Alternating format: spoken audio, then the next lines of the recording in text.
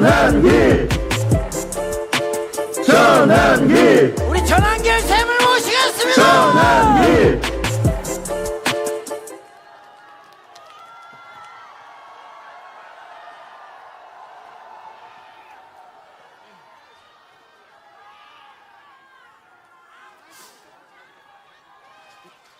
아임 크리스찬 전환길입니다.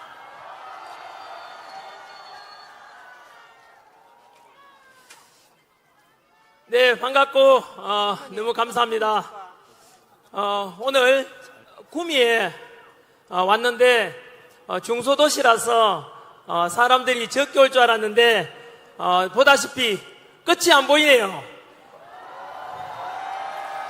구미시와 또 이 지역 주변에 많은 애국 시민들이 가득한 것 같습니다. 그리고 이제 탄핵 심판을 앞두고 있어가지고 저에게 중요한 시점에 여기에 오신 여러분들께서 새로운 역사를 만들고 계시고, 여러분들께서 또 이렇게 차가운 아스팔트 위에 나오신 분은 덕분에 윤석열 대통령께서 석방되었습니다. 그리고 곧 있게 될 탄핵 소추 심판에 대해서도 오늘 여러분들의 이러한 응원과 그리고 이 대한민국, 우리 자유 대한민국을 지키기 위한 여러분의 열망 덕분에 반드시 탄핵 각하되거나 기각되어서 우리 윤석열 대통령의 국가 시스템 정상화시키고 직무복귀시키고 다시 자유 민주주의 대한민국이 살아날 것 같습니다.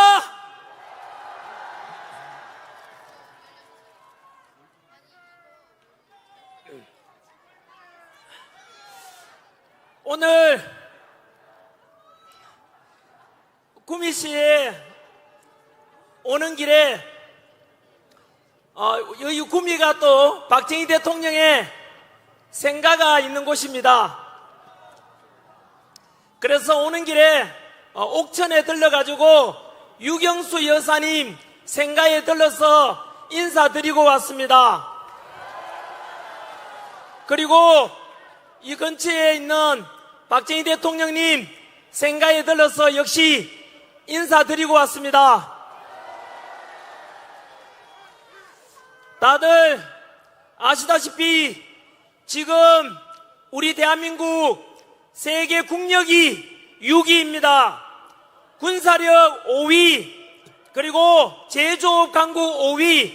이렇게 된 것은 아무래도 우리 국민들의, 그리고 우리 할아버지 할머니 아버지 어머니 세대의 국가와 자식을 위해서 이렇게 헌신한 덕분 아니겠습니까?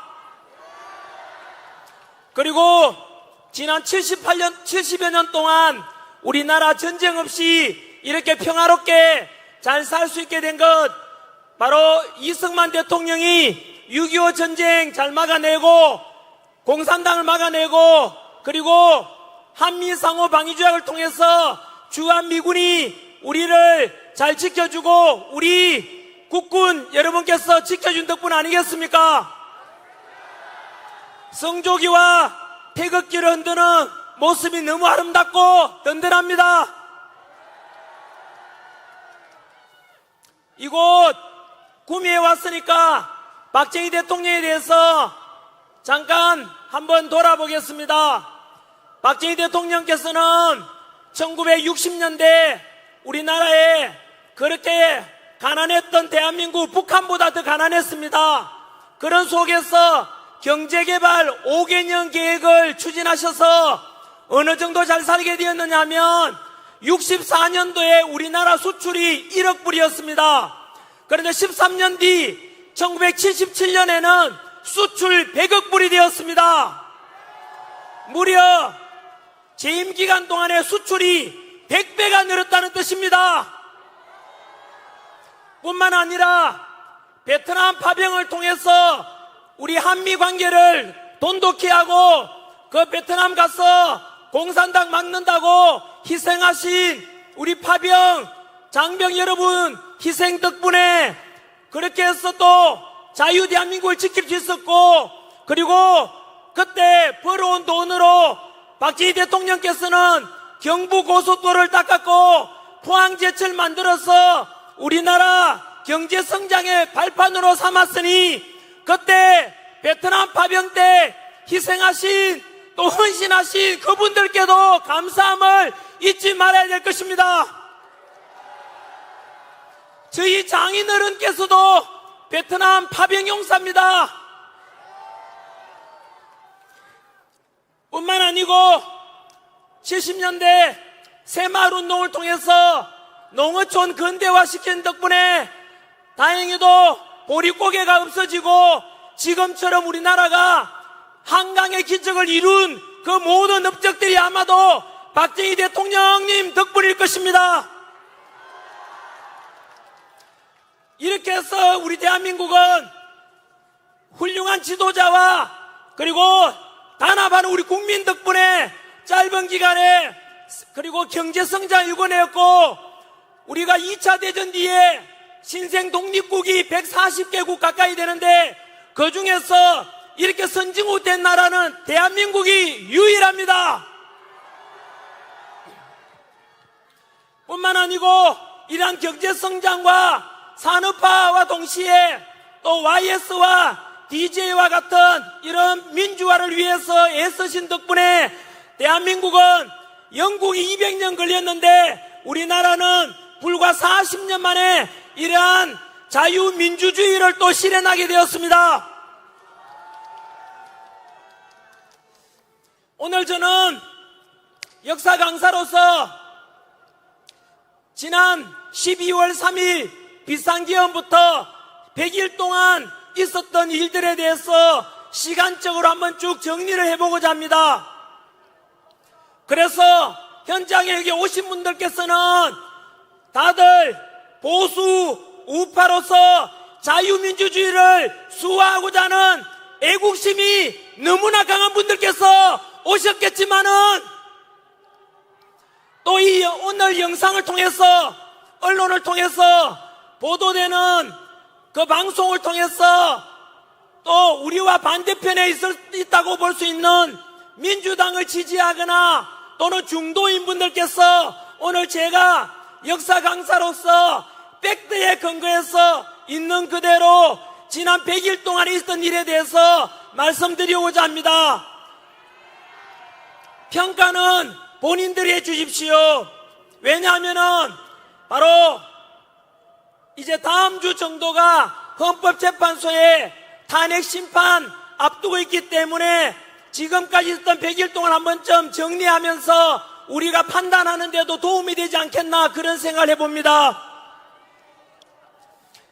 진보 보수를 떠나서 좌우를 떠나서 한번 들어보시기 바랍니다. 왜냐하면은 전환길이 마이크 들고 이렇게 해서 우리가 윤석열 대통령 탄핵 반대와 그리고 직무복귀를 원하는 것 이상으로 우리 주장 속에는 바로 자유민주주의를 수호하고자 하는 그런 아주 중요한 주장이 있다는 것을 말씀드리고 싶기 때문입니다.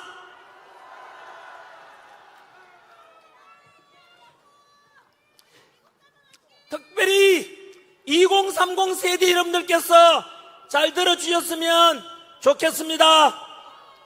지난 100일 전에 12월 3일 날 비상계엄이 선포되었습니다. 그 즉시 민주당에서는 비상계엄은 곧 내란이다 라고 부르면서 언론에서도 똑같이 지금까지도 윤석열 대통령에 대해서 비상계엄은 곧 내란이다 라고 내란 속에 내란 우두머리라고 하지만 과연 누구의 주장이 맞는지 한번 생각해 보시기 바랍니다. 여러분 다 아시다시피 비상계엄이라는 것은 대통령의 헌법 77조에 보장된 고유 권한입니다. 그런데 내란이라고 하는데 사실 내란이 되는지 한번 보십시오. 즉 윤석열 대통령께서는 헌법이나 법률을 중대하게 위반한 것도 없고 헌법에 따라서 비상계엄을 선포했고, 그리고 2시간 만에 민주당에서는 바로 비상계엄 해제를 의결하였습니다. 그리고 6시간 만에 윤석열 대통령은 헌법과 법률에 따라서 비상계엄을 해제하였습니다. 그래서 단 한 명의 부상자나 또는 희생자 없이 평화롭게 끝났지 않습니까? 그래서 이것은 비상계엄이 곧 내란이 아니라는 것을 민주당은 처음부터 알고 있었습니다. 그래서 기억하실지 모르겠지만은 비상계엄 직후에 한 열흘 정도는 뭐라고 했느냐 하면은 바로 윤석열 대통령께서 북한에다가 드론이나 풍선을 보내가지고 국지전을 도발하고자 하였다라고 민주당에서 주장했습니다. 그것은 대통령은 원래 내란이나 외환의 범죄가 아니면 형사상 소출을 받지 않기 때문에 외환죄를 덮어씌우려고 했던 것입니다.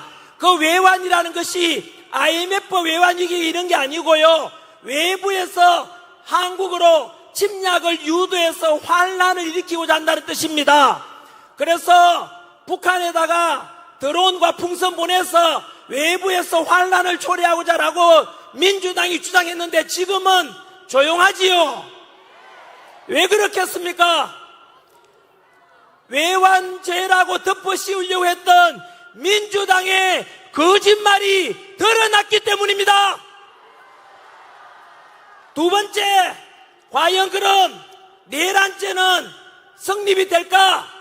여러분, 민주당에서 내란죄를 덮어씌우려고 뭘 했느냐면 국회의사당에서 국회의원들이 비상계엄 해제를 못하도록 윤석열 대통령이 국회의원들 의결 못하도록 끌어내고자 했다라고 덮어씌웠지 않습니까?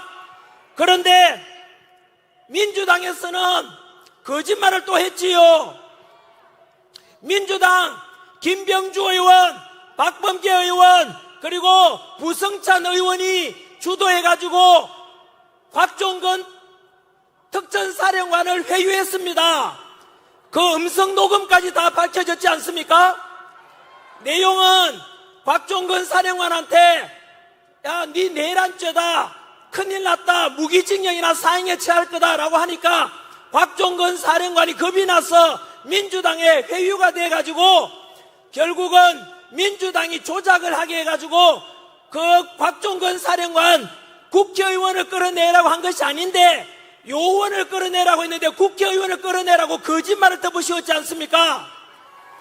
그 조작한 것이 다 드러났지 않습니까? 그리고 윤석열 대통령이 체포 명단을 이렇게 메모하라 했다고 해서 국정원 차장 홍장원에게 명령했다 하는데 그 홍장원 역시 거짓말 메모 아닙니까? 그 거짓말도 마찬가지로 국회의원 민주당의 박선원 의원이라고 역시 메모를 조작한 것조차도 드러났습니다. 여러분, 결국에는 윤석열 대통령한테 대해서 내란죄를 덮어씌우려고 하다가 조작을 한 것이 거꾸로 이제 다 드러났다는 뜻입니다. 혹시나 이 중에서 숨어서 듣고 계시는 민주당 지지하시는 분들께 한번 판단해 보십시오. 금방 말씀드린 대로 윤석열 대통령을 내란 외환죄로 덮어씌우려고 하다가 외환죄로 덮어씌우려고 했던 것도 거짓말로 드러났고 내란죄 덮어씌우려고 하는 것도 역시 또 민주당에서 조작하고 회의에서 거짓 증언하게 했다는 것이 또 드러났습니다. 그러면 이제 묻겠습니다. 진정한 내란 범죄 일으킨 것은 윤석열 대통령입니까? 민주당입니까? 여러분, 내란을 일으키고 조작한 것은 누굽니까? 민주당은 이제 답변하라. 두고 역사상에서는 내란을 조작하면 삼족을 멸하라고 했는데 삼족을 멸하진 않을 테니까 양심 있으면 민주당은 해체해라. 두 번째,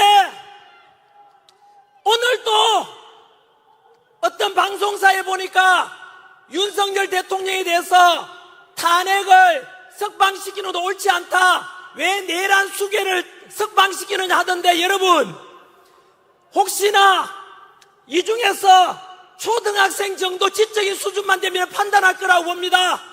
중학교 사회책에 나오는 내용입니다. 무엇이냐면, 우리나라 사회책에는 뭐라고 되어 있냐면,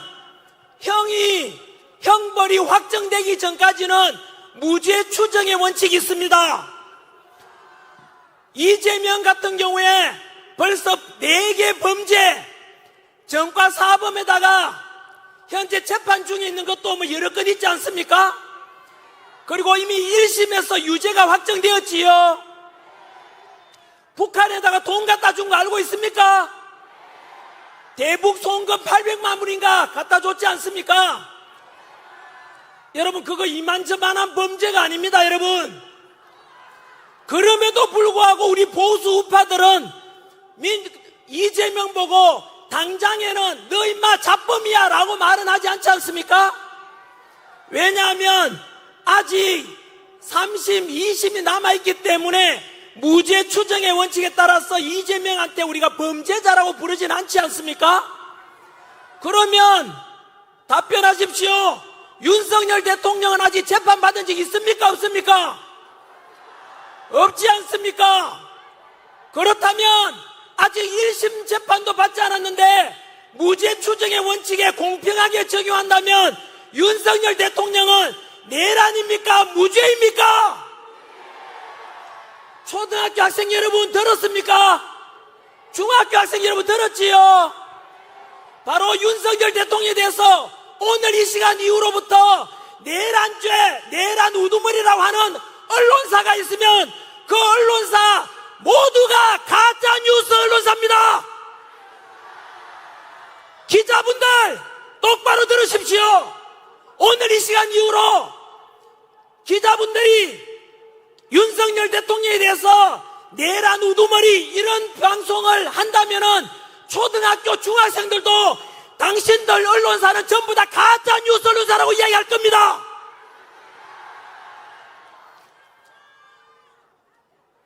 세 번째, 내란죄도 그래서 부르면 안 되고, 내란은 윤석열 대통령 이런 것이 아니고 민주당이 조작을 했는, 조선시대로 따진다면 3족을 멸할 만큼 민주당은 지금 엄청난 범죄를 저지른 겁니다. 범죄 혐의가 있는 사람이 누구겠습니까? 아까 말씀드린 대로 특전사령관 불러서 회유했는 김병주 의원, 박선원 의원, 부성찬 의원, 그리고 박범계 의원들은 두고 보시면 알 겁니다. 지금은 탄핵정국이라 침묵하지만은 그 사람들 이번 탄핵정국 지나고 나면 잠 못 잘 겁니다. 박선원 의원은 역시 홍장원 메모를 조작했지 않습니까? 두고 보시면 원래 거짓은 진실을 이길 수가 없습니다. 우리는 지금 보다시피 전한길도 꿈에라도 거짓말하지 말라는 그 안창호 선생의 가르침에 따라서 오직 진실만 말하지 않습니까? 반면에 조금 전에 봤다시피 외환죄를 덮어씌울 정도로 거짓말, 내란죄로 덮어씌울 정도로 거짓말, 내란이라고 말하면 안 되는데도 불구하고 내란이라고 말하는 민주당 또 거짓말. 결국은 우리 보수 우파의 진실을 추구하는 우리 보수 우파가 승리할 것입니다. 그 다음 바로 윤석열 대통령에 대해서 내란죄라는 거짓말로 덮어씌우고는 내란 수사권도 없는 공수처에다가 수사권을 맡겼지 않습니까? 분명히 그것은 잘못되었다. 왜 내란 수사권이 없는 공수처가 수사를 하느냐? 오직 내란죄는 경찰만이 할 수 있거든요. 그런데 왜 공수처가 수사를 자꾸 하지? 알고 보니 그 공수처는 오동훈 공수처장이 다 드러났지 않습니까? 민주당의 끈앞불 우리법 연구회 후신 국제임금법 연구회 소속이었고, 그리고 체포영장 발부해준 서부지법의 이순영 판사, 신한미 판사 모두가 오동훈하고 똑같은 우리법연구회나 국제연구연구회 소속이었습니다. 그리고 그 내란 수사권이 없는 공수처 수사하는 잘못이 최근 서울중앙지법 쥐기현 판사에 의해서 공수처 수사가 내란죄에 대해 수사권이 없는 것은, 수사권이 없는데 수사한 것은 잘못되었다고 법적으로 명령을 내렸지 않습니까? 그래서 결국에는 수사권도 없는 공수처에서 억제로 수사를 했고, 또 체포 과정에서도 불법적으로 체포를 했고, 그리고 영장도 불법으로 발부받았기 때문에 모든 것이 불법이었다는 것이 드러나서 지금 오동훈 공수처장은 검찰로부터 고발이 되어서 이제 수사를 받게 되었습니다, 여러분. 결국에는 또 거짓이 드러난 것입니다, 여러분. 사실은 대통령에 대해서 이 정도만 되어도 불법 체포에다가 불법 구속에다가 이 정도만 되어도 미국 같으면은 벌써 윤석열 대통령 무죄로 석방되고 벌써 이 사건이 끝났어야 돼요. 그런데 지금 여기까지 왜 왔는지 아십니까?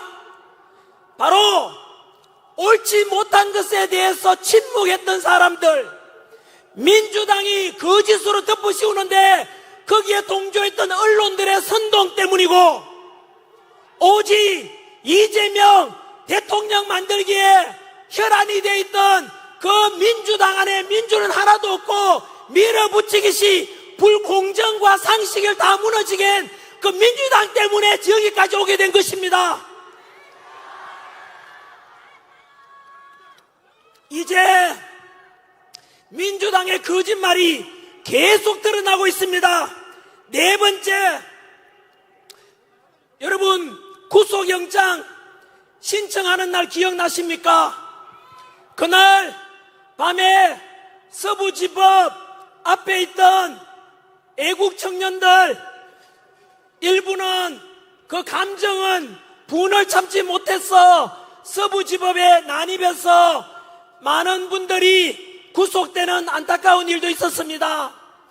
그런데 여러분, 왜 그렇게 그 청년들이 그럴 수밖에 없었는가? 결코 제가 폭력 행위를 편들거나 폭력을 조장하거나 그런 의도가 아니라 원인은 알고 있어야 되지 않습니까? 판단은 여 근처에 계시는 중학생, 초등학생들까지도 알 수 있는 팩트를 말씀드리겠습니다. 아시다시피 이재명은 전과자 아닙니까?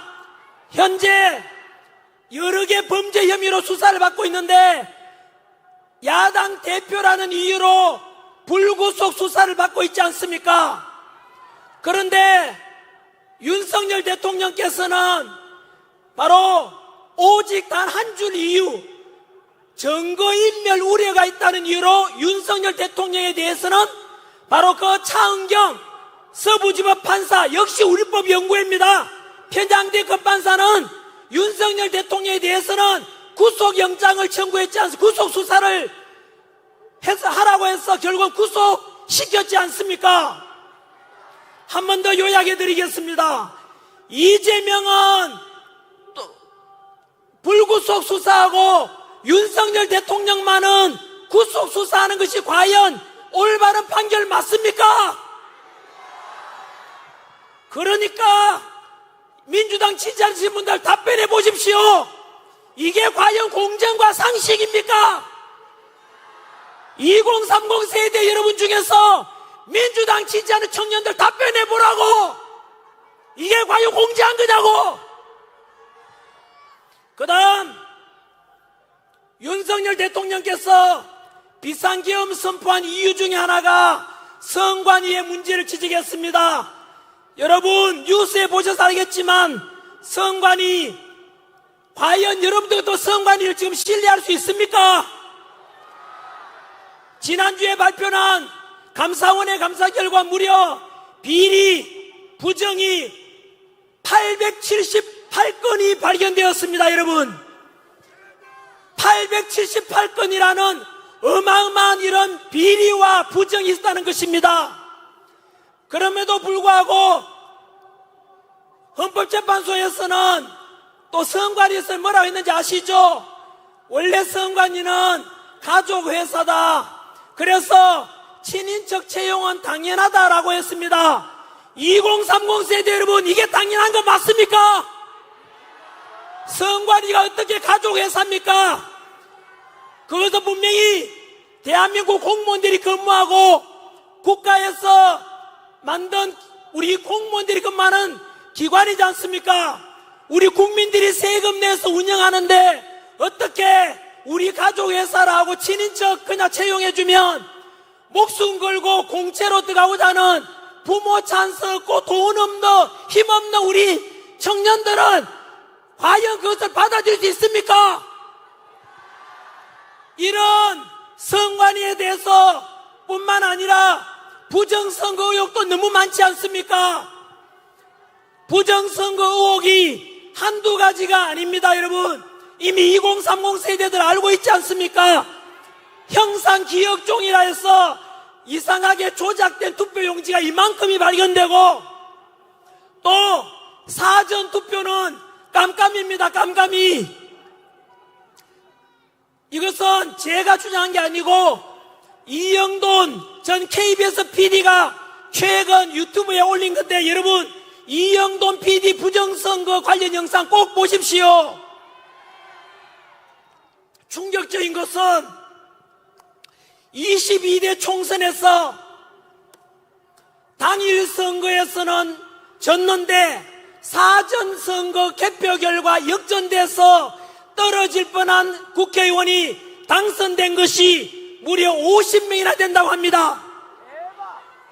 전한길이가 그냥 주장하면 음모론이라고 하겠지만 그 음모론이라고 말하는 사람들 꼭 이영돈 PD 증거 자료를 보십시오. 사전투표는 전산 조작에 의한 너무나 부정선거에 대한 의혹이 깊습니다. 이런 부정선거나 878건이나 되는 비리들, 쓰레기 덩어리 선관위, 그리고 그 선관위에 대해서 감사원에서 감찰하는 것을 헌법재판소에서 감찰하면 안 된다라고 했습니다. 왜 그런지 아십니까? 현재 헌법재판소에 재판관 8명 중에 6명이 선관위원장 출신입니다. 이 말은 선관위도 판사고 헌법재판소도 판사고, 그러니까 우리 힘없는 사람들은 손도 못 대고 그 힘있는 판사, 사법부 카르텔이 형성되어 있다는 뜻입니다. 여러분, 부정이 무려 878건이나 있는데 감사원이 감사도 못하도록 하는 게 정상입니까? 이런 쓰레기 덩어리 부정투성인 바로 선관위에 대해서 앞으로 개선하자라고 주장하는 전한길을 민주당이 고발했습니다. 2030 세대 여러분, 무조건 이재명 대통령 만드는데 미친 사람처럼 아무 생각 없이 따라가지 말고 제발 IQ 80만 되면은 판단 좀 해보시라고요. 문제투성이, 여러분, 선관위의 그 인사채용 비리는 흑수저 출신 부모님이 돈 없고 백 없는 부모님은 나가서 죽어뿌리라, 이 말 아닙니까? 왜 그러면은 2030 세대들, 이재명 지지하는 사람들은 분노하지 않습니까? 과거에 독재에 맞서서 민주화 운동했던 분들 답변해 보라고요.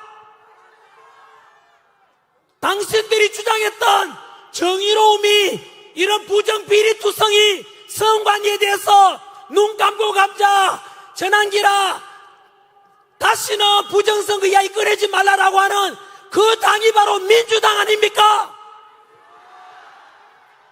여러분, 이 문제는 중요합니다. 왜냐하면 앞으로 치러질 대통령 선거든 총선이든 지방선거든 간에 부정선거 의혹이 있는 걸 그냥 덮고 가면 다음 선거에서 또다시 불신과 국론 분열이 나타나지 않겠습니까? 그러면 앞으로 부정선거 의혹이 있는 사전투표를 없애고 당일 투표만 하고 선거날은 수요일이 아니라 금요일 하면 됩니다. 그리고 아침 6시부터 저녁 6시가 아니라 저녁 밤 12시까지 하면 됩니다. 그리고 토요일 날 개표하면 됩니다. 그렇게 해서 우리나라도 대만처럼 투표함 이동 없이 그 자리에서 투표하고 참관이 보는 데서 그 자리에서 개표하고 그 자리에서 집계까지 다 하는 완전한 수개표, 수작업, 해킹 위험이 없는 이런 전사를 하지 말고 대만식, 독일식 그런 투표를 하는 것이 여러분 올바르지 않겠습니까?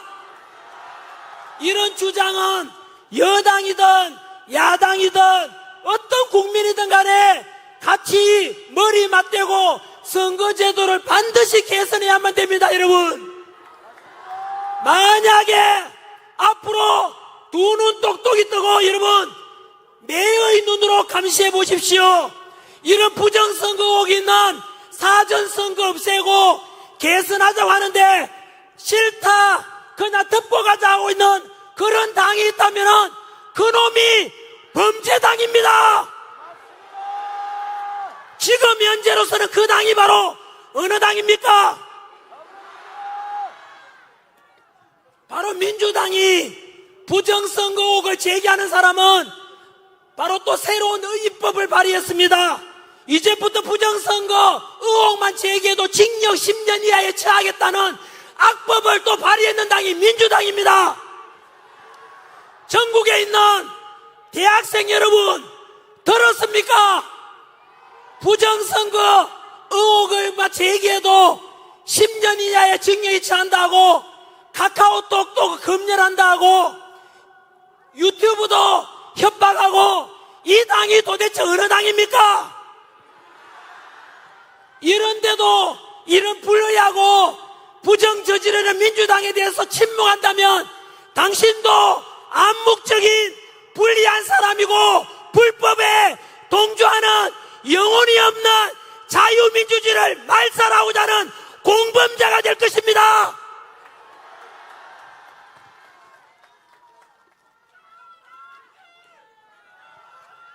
그리고 알다시피 윤석열 대통령께서 비상계엄을 선포했는 이유 중에 하나가 바로 29번의 민주당의 폭력적인 폭압적인 바로 탄핵에 대한 이야기를 안 할 수가 없습니다. 여러분 29번의 탄핵이 있었지 않습니까? 그 중에서 지난 며칠 전이었죠. 감사원장 탄핵을 민주당에서 했는데 두 가지를 지적하고 싶습니다. 감사원장 탄핵 사유 뭔지 아시죠? 바로 전 정부 문재인 정부 때 우리나라 군사 1급 비밀이죠. 사드 배치에 관한 군사 정보를 당시 문재인 정부 때 정의용 안보실장이 중국에다가 넘겨줬다는 의혹이 있어가지고 그것을 감사원에서 감찰하려고 하니까 민주당이 감사원장을 탄핵했습니다, 여러분. 2030 세대부 중에서 이재명 지지하는 사람에게 묻겠습니다. 과연 중국한테 군사기밀 넘겨주는데 이것을 하지 말라고 하는 민주당을 이래도 지지하겠습니까? 그것을 지지한다는 것은 곧 우리나라를 팔아넘겨도 괜찮다는 매국노와 무엇이 다르겠습니까? 뿐만 아닙니다. 며칠 전에 그렇게 해서 막무가내로 29번 탄핵 중에서 지금까지 8번의 탄핵 결과가 심판 나왔지 않습니까? 민주당에서 무조건 묻지도 말고 따지도 말고 탄핵시켜보자 라고 했던 그 탄핵에 대해서 헌법재판소 심판 결과 어떻게 됐는지 아시죠? 8건 중에서 8대 0으로 모두가 탄핵이 기각됐습니다, 여러분. 이것은 무엇을 가리키는지 아시죠? 민주당은 국가와 국민은 안중에도 없습니다. 무조건 윤석열 마비시키자, 무조건 국가를 마비시키자, 감사원도 마비시키고 검사들도 마비시키고 결국은 민주당은 윤석열 대통령 끌어내리려는 오직 그 목적밖에 없었던 것입니다.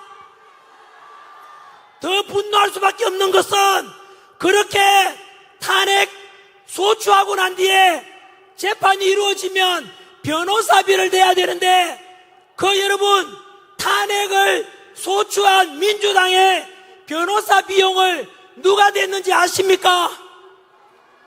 2억 6천만 원 변호사비를 모두가 우리 국민의 세금으로 냈다고 합니다. 여러분 이게 말이 됩니까? 이런 불의를 보고 분노하지 않는다면 그 또한 양심도 없고 그리고 대한민국을 사랑하고 있지 않는 자입니다. 7번째, 초안전이라고 들어보셨지 않습니까? 윤석열 대통령께서 탄핵 비상계엄 선포한 이유 중에 하나가 중국의 하이브리드 전쟁 초안전에 관한 것을 말씀하셨습니다. 무슨 말인가 하니 여러분 우리가 지금 탄핵 반대 주장하는 이 집회 열고 있지만은 단순한 탄핵 반대를 넘어서 자유민주주의를 수호하고자 하는 주장이 있지 않습니까? 무슨 말이냐? 우리나라는 이번에 윤석열 대통령께서 비상계엄 선포하지 않았다면 이미 우리나라는 제2의 홍콩이 되고 제2의 중국이 되어서 중국의 속국이 되었을 것이라고 합니다. 이미 상당히 많은 지식인들이나 상당히 많은 상류층 사람들은 이 사실을 이미 너무 우리나라에 깊이 들어와 있어서 포기한 사람이 많았습니다. 우리나라 이제 끝났다. 우리나라는 자유민주주의 다 붕괴된다. 우리나라에 북한 세력이 얼마나 많이 들어와 있고 중국 세력이 얼마나 많이 들어와 있는데 라고 하면서 그렇게 했고 실제로 우리나라는 이미 포기한 사람들도 많았습니다만은 알다시피 비상계엄 덕분에 우리가 다 알게 되었지 않습니까? 첫 번째, 정치적으로 초안전을 간단히 말씀드리면은 남의 나라 쳐들어갈 때 러시아와 우크라이나처럼 무기로 남의 나라 점령하는 게 아니고 무기가 아니라 정치적, 경제적, 사회적 다른 방법으로 점령하는 걸 가리킵니다. 예를 들어서 홍콩을 영국이 99년 만에 중국에 돌려줬습니다. 그런데 이미 홍콩 가보십시오. 우리가 알고 있던 무역의 도시 홍콩, 금융의 도시 홍콩, 그리고 쇼핑의 도시 홍콩이 아니라 이미 홍콩의 밤거리는 어두워지고 이미 중국의 속국이 되어버렸습니다. 그 홍콩 가서 시진핑 비판하는 말 한마디만 꺼내더라도 바로 잡혀가게 됩니다. 왜 그래 됐습니까? 중국이 홍콩을 무력으로 점령했습니까? 아닙니다. 바로 친중적인 정치인을 투입시키고 친중적인 법을 만들고 그렇게 해서 결국은 홍콩은 중국이 돼버린 것입니다. 2주 전에 홍콩에 남아있던 마지막 야당도 없어졌습니다. 여러분, 홍콩에도 중국 공산당밖에 없습니다. 여러분, 우리나라도 홍콩처럼 되지 말라는 법이 어디 있습니까? 이미 아시다시피 우리나라 지금 탄핵 정국에서 우원식 국회의장이 시진핑을 지난달에 만나고 왔습니다. 그리고 우리나라 경제적으로도 중국에 자본이 너무나 많이 들어와 있는 거 아시지 않습니까? JTBC 방송국이라고 들어봤습니까? 여기에 기자분 계시네요. 답변해 보십시오. 아니면 아니라고 말하십시오. JTBC가 적자투성이일 때 중국 텐센트로부터 1,000억 자금이 들어왔습니다. 팩트입니다. 아니라면 저를 고발하십시오. 그러면 JTBC가 중국으로부터 자유로울 수 있겠습니까? 뿐만 아니라 지금 여의도나 강남에 가보시면 중국인 소유 빌딩이 너무 많습니다. 우리나라에 화교 중국인들이 80만 명 가까이 됩니다. 교육 전문가들께 묻겠습니다.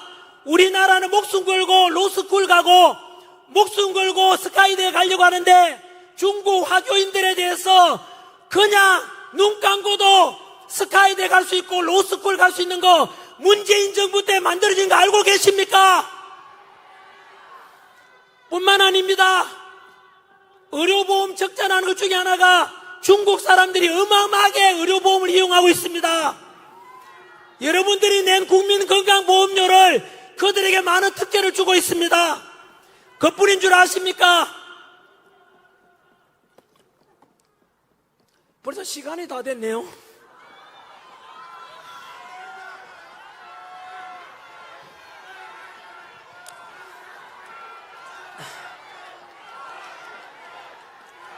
짧게 해드리겠습니다. 지금 현재 드리고 있는 말씀은 바로 중국이 우리 한반도 사우스 코리아를 중국이 점점 야금야금 먹어가고 있다는 근거를 대고 있습니다. 정치적으로도 친중적인, 특히 문재인 정부 때 기억나십니까? 우리나라 원자력 발전하지 마라. 대신에 중국에서 태양광 어마어마하게 들어온 거 아십니까? 원자력 하게 되면은 플루토늄 추출해서 핵무기 만들 수 있는 가능성을 중국이 아예 없애도록 했다는 그런 이야기도 있습니다, 여러분. 그뿐만이 아닙니다. 우리나라 지금 인터넷 가서 댓글 중에서 중국인 댓글이 너무너무 많은 거 알고 계십니까? 여러분, 중국에서는 그건 하버드 대학 연구 결과입니다. 하버드 대학 연구 결과 중국에는 바로 적게는 수백만 명, 많게는 4천만 명에 가까운 우마오당이라 불리는 댓글 부대가 있습니다, 여러분. 그래서 우리나라에 한 번은 축구 경기를 하고 있는데 국가대표 중국하고 한국이 하는데 어느 나라 이기기를 응원하느냐 하니까 바로 네이버와 달리 다음에서는 무려 축구 중간에 경기 중에 54%가 중국 이기를 응원한다고 나왔습니다. 그 경기가 끝나갈 무렵에 91%가 중국이 이기를 응원한다고 했습니다. 충격 아닙니까? 그때 네이버에서는 94%가 한국이 이기를 원한다 했습니다. 그게 정상 아닌가요? 어떻게 우리나라 다음이나 네이버에서 한국하고 중국 축구 경기 하는데 응원하는 비율이 90% 넘을 수가 있습니까?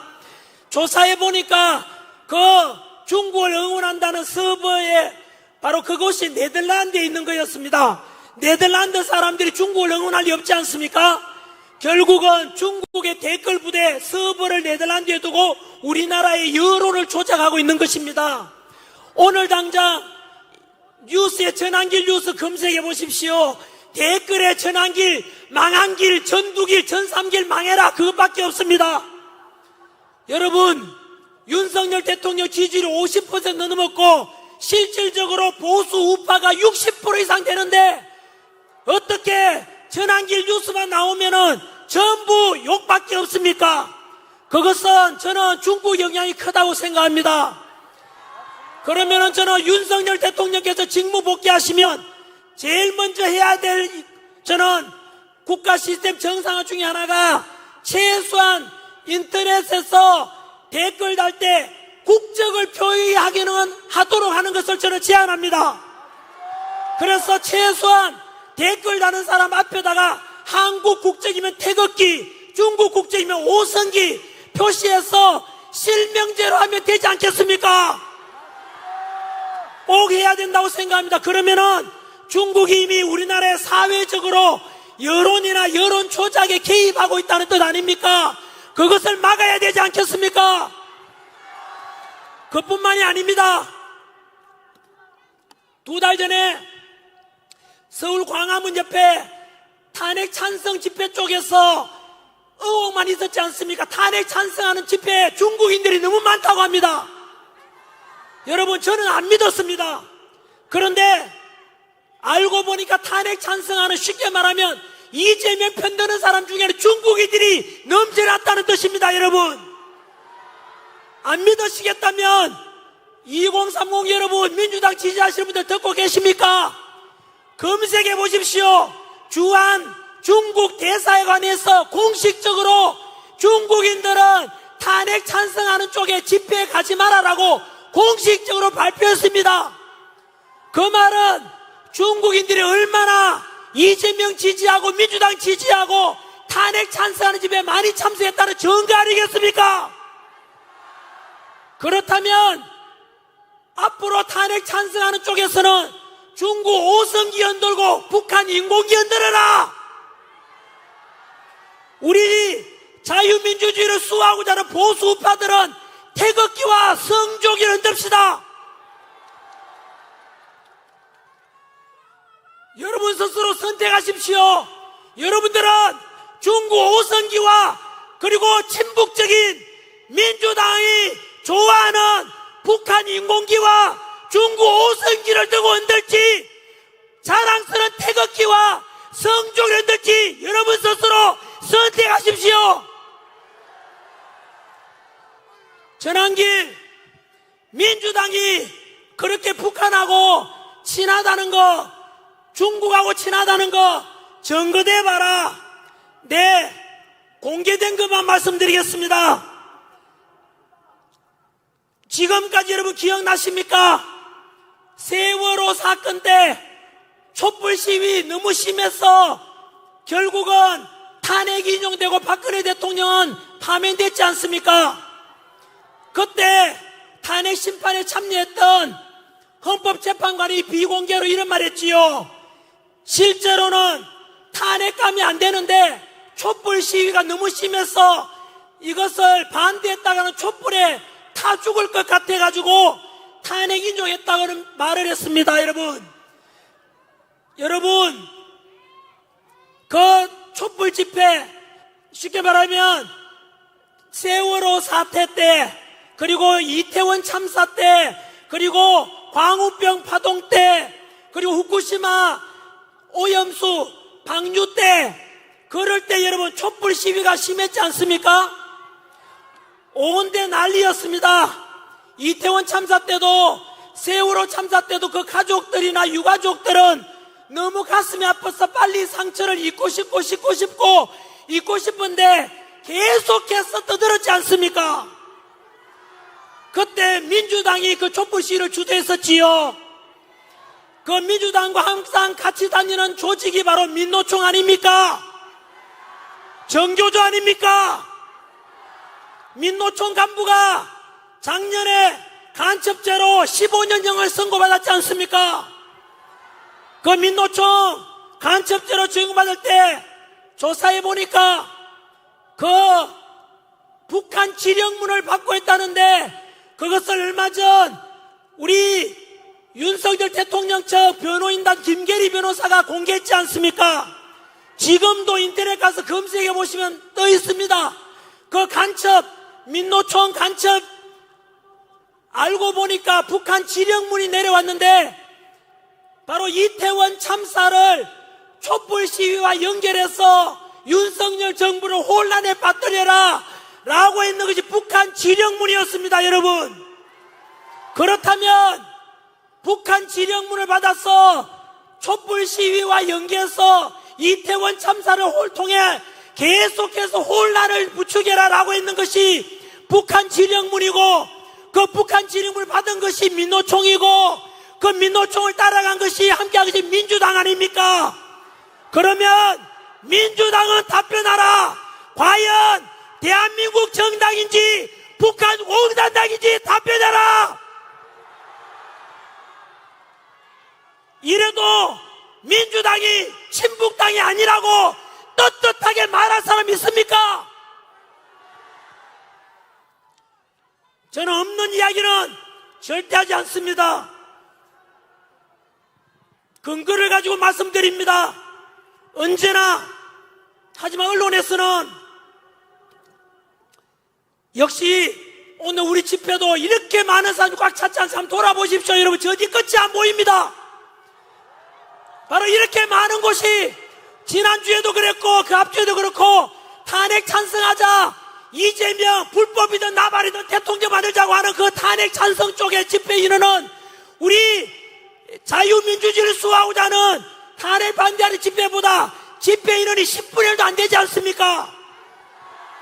그런데 10분의 1도 안 되는 탄핵 찬성 쪽을 탄핵 반대하는 쪽이라고 보도한 뉴스가 어딘지 아십니까? 바로 JTBC였습니다.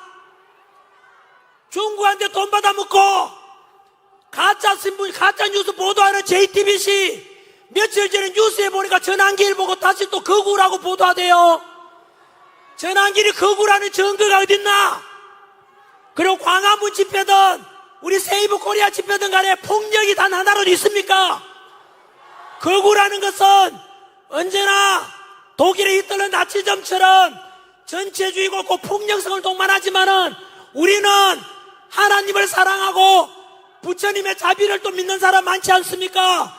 이런 종교의 자유가 있고 그 종교의 가르침, 부처님의 가르침이든 예수님의 가르침이든 다 자비를 베풀고 이웃을 사랑하라는 좋은 가르침을 믿고 있지 않습니까? 그런 속에 우리는 분열이 아니라 언제나 화합을 주장하고 평화를 주장하는데 우리가 거구 맞습니까? 그런데 왜 JTBC를 자꾸 거구라고 합니까? MBC도 전환기를 거구라고 보도하대요. 제가 분명히 말씀드렸죠. 지난주 집회 때 반드시 전환기한테 다시 거구라고 하거나 윤석열 대통령을 내란이라고 말하는 언론이 있으면 제가 공개한다 그랬죠. 그 언론이 바로 MBC, JTBC입니다.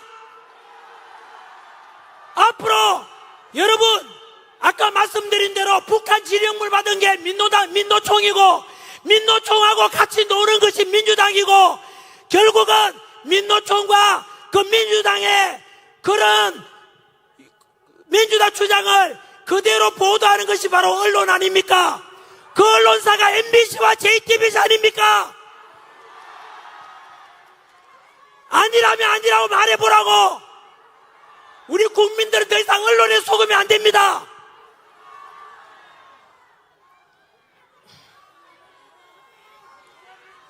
마무리 짓겠습니다.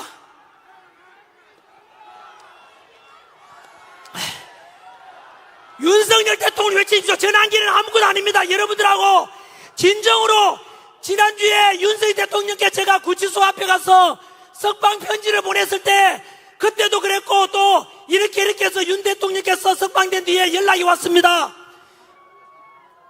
뭐라고 하시지 아시지 않습니까? 윤석열 대통령께서는 바로 여기 거리에 나와서 지난 겨울부터 차가운 이 아스팔트 위에서 윤석열 대통령 석방하라, 자유민주주의 수호하자라는 그 국민들 2030 세대들과 그리고 미래 세대들 덕분에 윤석열 대통령이 살아났다고 하면서 감사하다고 전해달라고 했습니다. 여러분,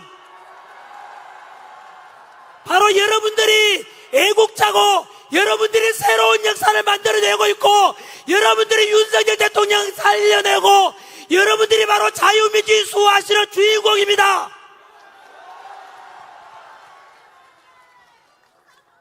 저보고도 감사하다고 말씀하시길래 제가 바로 이야기했습니다. 저는 심부름꾼이고 여기에 앉아 계시는 얼굴 한번 내밀지 못하고 이름 누구지도 모르지만 묵묵히 멀리서 자유민주주의 수호하고자 태극기 들고 성조기 들고 나라 지키자 여러분들이 바로 진정한 주인입니다. 여러분, 진심으로 감사합니다. 마지막으로 헌법재판소 말씀을 드리겠습니다. 지금까지 말씀드린 대로 비상계엄을 선포한 이후로 지금까지 역사적으로 제가 바로 차례대로 정리했지 않습니까? 민주당이 외환죄 덮으시 올려다가 거짓말로 드러나고 내란죄 덮으시 올려다 또 거짓말로 드러나고 그리고 선관위에 많은 문제가 있다고 하지만 윤석열 대통령 문제가 있다고 했는데 민주당은 덮어가지 하지 않습니까? 과연 누가 공정하고 누가 법치를 존중하는 겁니까? 공수처가 분명히 문제 있다고 했지 않습니까? 우리는. 하지만 민주당은 공수처에다가 문제 없다고 했지만 다 드러나고 있지 않습니까? 공수처의 불법 체포, 불법 수사, 불법 영장 전부 가짜 아닙니까 여러분? 이런 것들 제발 우리 그나마 희망이 있다고 생각되는 KBS, SBS라도 제발 좀 보도 좀 해주십시오. 다음 집회 때 여러분처럼 저에 대해서 신뢰를 가진다면 목숨 걸고 여러분들 앞에 저는 진실을 밝혀나갈 것입니다. 어느 언론사가 왜곡하고 어느 언론사가 가짜뉴스 보도하는지를 제가 낱낱이 보도해 말씀드려서 그 언론사들은 모두가 국민들로부터 등 돌리고 중국 가서 방송국 하든지 북한 가서 하든지 하라고 제가 싸우겠습니다. 뿐만 아니죠. 우리는 자유민주주의를 좋아하지만은 민주당은 카카오톡 검열하고 그리고 여론조사 기관 협박하고 여러분 지금 여론조사 기간에 지금 그게 실제로 통계 자료 믿습니까 그거? 실제로는 윤석열 대통령에 대한 지지율은 50%대가 아니라 60, 70%돼 있습니다 여러분. 그런데 TV만 틀면 윤석열이 목소리가 안 나오고 이재명 지지율 올라갔다 이재명 지지율 올라갔다 그것만 보도하지 않습니까? 그러니까 국민들이 언론에 속고 있고 여론조사 그것도 전부 다 가짜일 가능성이 큽니다. 제 친구 서정욱 변호사의 말에 의하면 나름대로 유명한 한국갤럽 리얼미터 그쪽도 역시 좌파라고 해가지고 이재명이 2달 전에 기억나십니까? 여론조사 기관에서 나오는데 자꾸 이재명 지지율이 떨어져. 민주당 지지율이 떨어지니까 여론조사 기관에다 협박했는 거 알고 계십니까? 그래서 여론조사 기관의 대표가 말했습니다. 우리는 사기업으로서 힘 있는 사람이 저렇게 협박하면은 앞으로 영업하기 힘들어서 너무나 두렵다라고 말했습니다 여러분. 2030 세대 여러분, 그리고 스스로 민주당을 지지한다는 사람에게 묻겠습니다.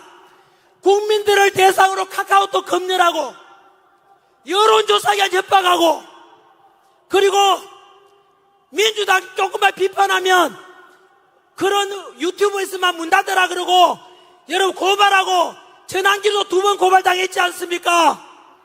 과연 2030 세대 중에 민주당 지지하신 분들 그리고 민주화를 좋아했던 분들께 답변해 보십시오. 과연 이런 카카오톡 검열하고 협박하고 표현의 자유를 말살하는 민주당의 모습이 과연 여러분들이 지지하는 당 맞습니까? 지금까지 제가 말씀드린 중에 거짓말이 어디 있습니까? 오직 저는 성경을 가지고 있습니다. 하나님을 믿고 사랑하며 진실만을 제가 말씀드리겠다고 언제나 꿈이라도 거짓말하지 말자. 이게 제 살아온 신조입니다. 제가 거짓말해서 얻을 게 뭐 있습니까? 저는 사랑하는 제가 가르쳤던 제자들 2030 세대들에게 또 자라나는 10대들에게 올바른 역사 가르치고 진실을 알려줘야 되겠다.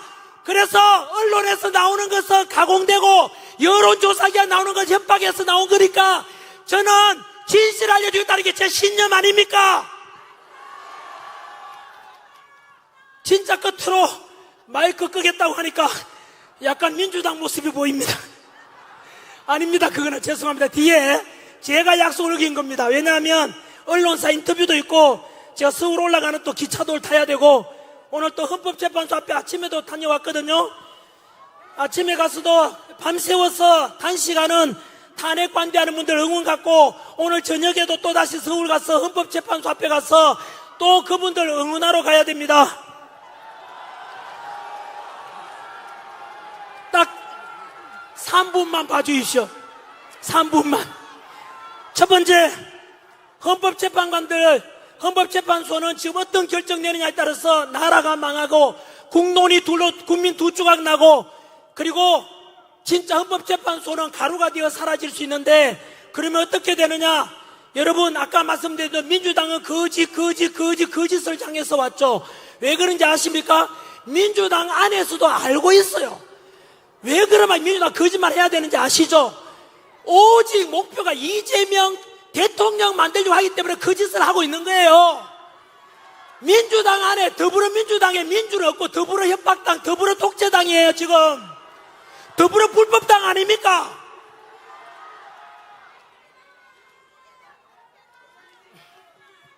그래서 마지막 이제 심판이 헌법재판소 이제 다음 주로 예상되는 결과를 기다리고 있는 중입니다. 금방 말씀드린 대로 저는 헌법재판관들에게 말씀드리고 싶습니다. 솔로몬의 지혜로운 재판이 필요할 때입니다. 어떻게 하면 국가도 망가지지 않고 어떻게 하면 국론 분열 두 쪽과 국민들이 나뉘어지지도 않고 통합할 수 있으며 어떻게 하면 헌법재판도 살아남을 수 있을까? 한 가지 방법이 바로 탄핵 각하를 결정하는 것입니다. 그렇게 하면 각하를 결정하게 되면 바로 첫 번째 헌법재판소 안에서 지금 재판 심리 과정에 불법적인 게 10가지가 있었다고 합니다. 우리나라 최고 헌법 권위자였던 허영 교수님의 발표입니다.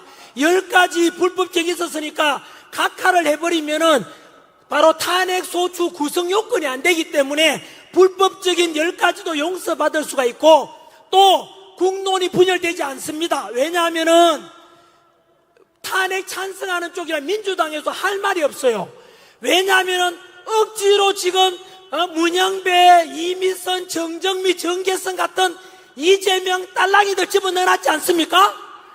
그런데도 불구하고 각하 결정이 나올 때면 오죽 조건이 안 됐으면 그랬겠냐 해서 탄핵 찬성하는 사람도 사실은 할 말이 없어져요. 그래서 결국은 국론도 다시 통합할 수 있고 헌법재판관들, 그 불의한 재판관들도 그나마 용서받을 수 있는 방법이 바로 각하 결정입니다. 그렇게만 되면은 윤석열 대통령께서 이미 석방됐지 않습니까? 직무 복귀하셔가지고 올바른 법에 따라서 또 공정하게 새로운 2.0 우리 이재명은 감옥 갈 가능성이 크죠? 바로 2.0 우리 윤석열 정부가 만들어질 거라고 믿고 있습니다. 그래서 우리 오늘 이제 헌법재판소의 심판 앞두고 오늘이 마지막 이제 이런 집회 같은 느낌이 들어서 제가 지금까지 100일 동안 있었던 일에 대해서 한번 정리를 해드렸습니다. 더 보시다시피 여러분 누가 거짓이고 누가 진실인지 아시겠죠? 언론보다는 전한길이 진실일 것이고 민주당보다는 윤석열 대통령이 진실일 것이고 탄핵 찬성하는 쪽보다는 반대하는 쪽이 진실일 것입니다.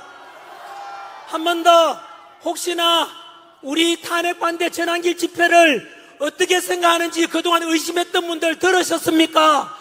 저희들은 탄핵 반대하는 일이 많이 모여서 주장하는 내용이 폭력이나 분열이 아닙니다. 통합과 화합을 원하고 있고 평화를 원하고 있습니다. 그리고 친중적이 되어서 제2의 홍콩이 되는 걸 막고 더욱더 자유민주주의가 확고해지고 그래서 우리 2030 세대들 미래 세대들 우리 아들, 딸, 손자, 손녀들이 살아갈 이 대한민국은 바로 자유가 넘치고 자유가 가득하고 마음껏 자유함을 누릴 수 있는 그런 대한민국을 물려주고 싶어서 이렇게 주장하고 있지 않습니까?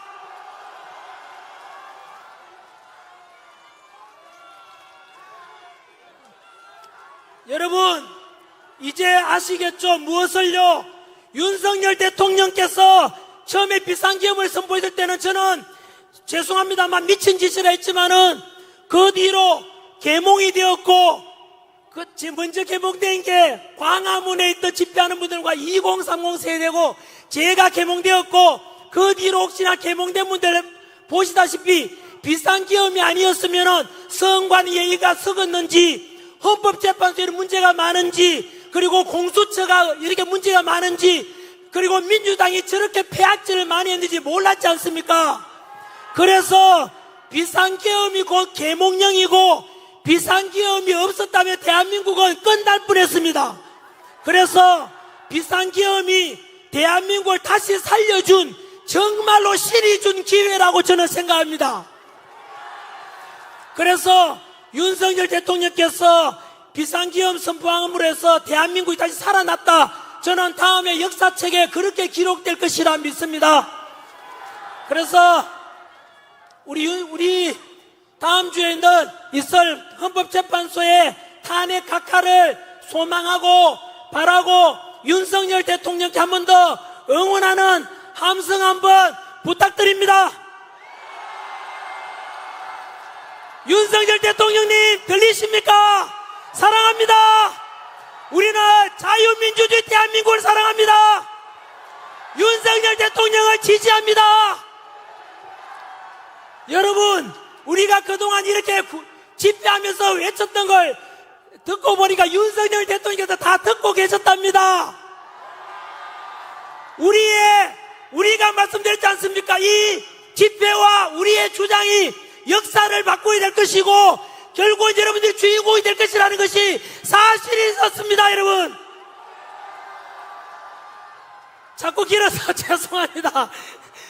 진짜 너무 여러분들 자랑스럽고 저도 다음 주에 반드시 각하 헌법재판소의 심판은 각하가 될 것이라고, 그 모든 것은 여러분들 덕분이라고 저는 생각하고, 또 구치소에서 꿋꿋하게 전혀 흩어짐 없이 바로 우리를 믿고 지켜 기다려주신 윤석열 대통령 덕분이라고 저는 생각합니다.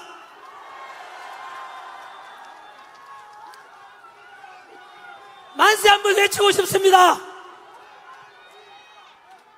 윤석열 대통령님 만세! 자유민주주의 만세! 대한민국 만세! 감사합니다.